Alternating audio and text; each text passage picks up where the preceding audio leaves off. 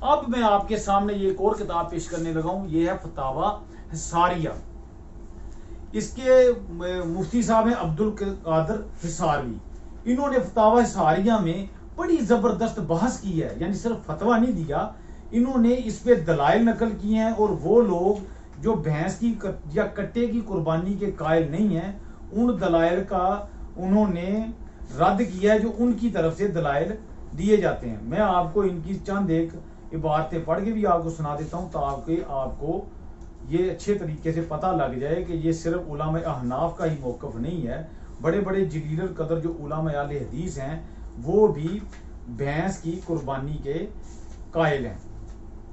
یہ لکھتے ہیں کہ مخفی نہ رہے کہ موطا امام مالک حدیث کی سب سے پہلی کتاب ہے جس میں بھینس کو گائے کی جنس شمار کیا گیا ہے۔ وہی بات جو میں پہلے پڑھ کے ہٹا ہوں، کہتے ہیں مخفی نہ رہے کہ موطا امام مالک حدیث کی سب سے پہلی کتاب ہے جس میں بھینس کو گائے کی جنس شمار کیا ہے۔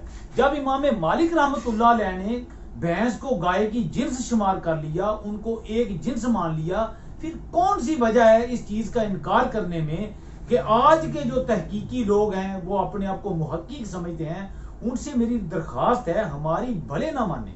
میں نہیں کہتا کہ آپ اپنے ان علماء اہل حدیث کی تقلید شروع کریں، نہیں، ان کی وہ باتیں جو انہوں نے دلائل کے ساتھ نقل کی ہیں کم از کم انہیں تو مان لیں نا، اپنے علماء کی مان لیں، یا پھر زکوٰۃ بھی اس میں سے لینی دینی چھوڑ دیں۔ جدھر تھوڑا سا فائدہ ہوتا ہے، مدارس کو زکوٰۃ آنی ہوتی ہے لاکھوں روپے میں، ادھر آپ کہہ دیتے ہو کہ جی بھینس اور گائے چونکہ ایک جنس ہیں لہذا اتنی بھینسوں کی آپ نے ہمیں اتنی زکوٰۃ دینی ہے۔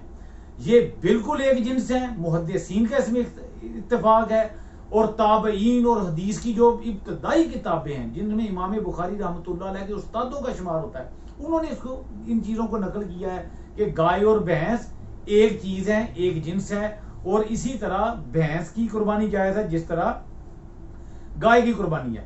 اچھا، ایک اور اعتراض کیا جاتا ہے، یہ میں آپ کو آپ نے شاید میرے واسطے، میں ان کا کیا مجھے نام سامنے نہیں آ رہا، علامہ احسان ظہیر صاحب کے وہ بیٹے ہیں، ان کا ایک ویڈیو کلپ چل رہا ہے جس میں وہ گائے اور بھینس میں فرق گنا رہے ہیں۔ اور گائے اور بھینس کی فیملی ایک نہیں ہے کہ بھینس تو پانی میں رہتی ہے، بھینس کا ایک مخصوص، دو مخصوص، تین مخصوص کلر ہوتے ہیں، گائے ہر کلر میں ملتی ہے، پانی سے بھاگتی ہے، دونوں قسموں میں آپس میں عادات کا بھی فرق ہے اور آپس میں انٹرکورس بھی نہیں ہو سکتا۔ وہ جتنے فرق گناتے ہیں ہمیں ان کا جواب دینے کی کوئی ضرورت نہیں ہے، ہم کیوں ان کی لڑائی میں آپس میں کے پڑھیں۔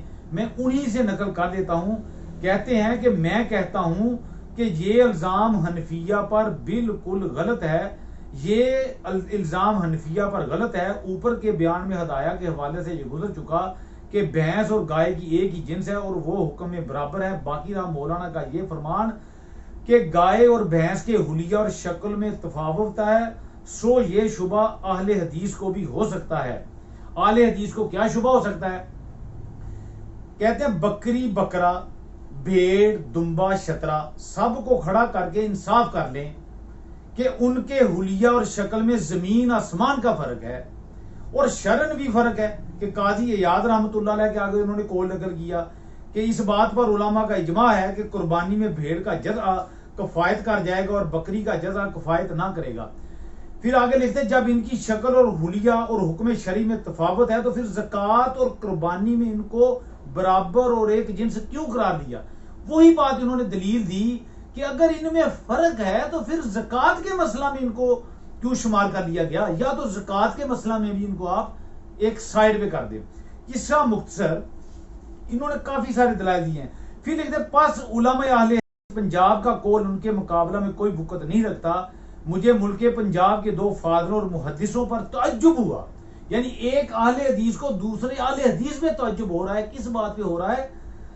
تعجب ہوا کہ بھینس کے بارے میں فقہا کے مقابلہ میں بہت الجھے ہیں۔ ایک تو مولانا حافظ عبداللہ مرحوم روپڑی ہیں اور دوسرے حضرت مولانا عبید اللہ صاحب محدث مبارک پوری۔ دونوں بزرگوں نے مسئلہ زکوٰۃ میں تو گائیوں کے ساتھ بھینس کو شامل کر لیا اور مسئلہ قربانی میں بھینس کو گائے سے الگ کر دیا۔ یعنی حیرانگی والی بات ہے نا، جب زکوٰۃ لینی ہوتی ہے پھر اس کی زکوٰۃ لینی جائز ہے۔ یہ کس طرح زکوٰۃ لینی جائز ہے؟ کیونکہ یہ گائے کی ہم جنس ہے اس لیے زکوٰۃ جائز ہے، اور چونکہ یہ گائے کی ہم جنس ہے اس لیے جناب ہم کہتے ہیں گائے اور بھینس یہ دونوں ایک جنس ہیں، اس لیے ان کی قربانی بھی جائز ہے۔